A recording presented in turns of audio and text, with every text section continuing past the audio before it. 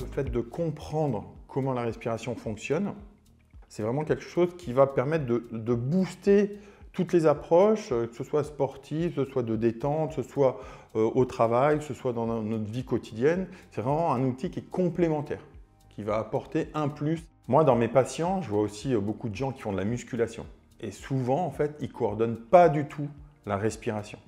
Et en fait, moi, je leur apprends à coordonner la respiration. Et du coup, pour les coachs sportifs, ça va permettre d'apporter un plus dans le sens où ils sont très bons dans leur technique de travail, mais c'est quelque chose qui va encore apporter une performance parce qu'en travaillant la respiration, on gagne en puissance, on gagne en endurance, on gagne en fatigabilité. C'est vraiment quelque chose qui est complémentaire à ce qu'ils font déjà. Et les sportifs de haut niveau, souvent, c'est pareil, ils ne calent pas forcément, ils se mettent en apnée dans certaines positions. Et le fait de prendre conscience de comment la respiration se bloque et comment justement elle est importante sur leur corps, et bien après ils peuvent mettre ça aussi dans leur compétition. La respiration, je l'utilise beaucoup pour les gens au travail, dans leur vie quotidienne, pour la fatigue mentale qu'ils ont au travail. Donc quand les gens ils arrivent, ils disent en fin de journée, je suis épuisé, je suis vidé. Donc justement, le fait d'apprendre à respirer, et je me souviens d'un patient à qui je lui ai appris, je lui ai dit ben, tu penses à souffler, tout ça. Il m'a dit, c'est vrai que le soir, je suis arrivé, je n'étais pas épuisé. Dans tout ce qui est bien-être, moi j'ai aussi eu beaucoup de profs de yoga en fait, qui font justement des techniques de respiration. J'avais une prof, elle m'a dit, ça a changé ma façon de travailler. C'est qu'on leur apprend, ben ça c'est la respiration du feu. Ça c'est la respiration qui permet de s'ancrer. Ok, mais en fait, ils ne savent pas l'impact sur le corps. Pourquoi vous respirez par le nez, pourquoi c'est mieux de respirer par le ventre, quel est l'impact au niveau musculaire, biomécanique. Je leur explique vraiment l'impact anatomique et physiologique.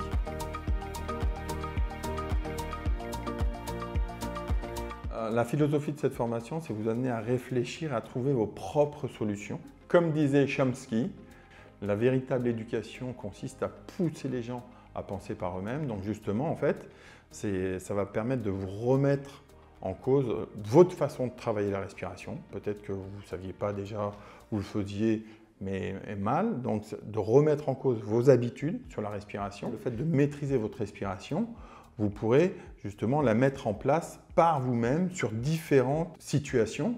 Et justement, que ce ne soit pas une situation fermée. Tiens, là, je respire par le nez parce que c'est la respiration du feu. On m'a demandé de respirer par le nez. Le fait de comprendre pourquoi c'est important de respirer par le nez, ben, vous le ferez dans cette pratique, mais ailleurs, quand vous marchez, quand vous êtes chez vous, quand vous êtes en méditation. Donc, le fait de comprendre comment elle fonctionne, vous pourrez l'adapter à chacun et à chaque situation.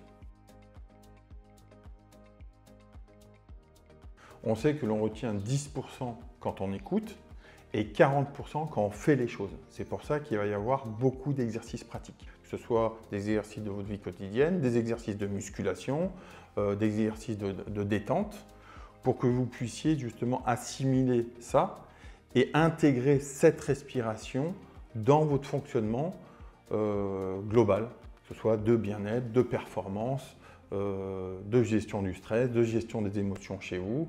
Et puis tout ça de façon ludique, parce qu'on sait que le meilleur apprentissage, c'est quand on fait les choses dans la joie.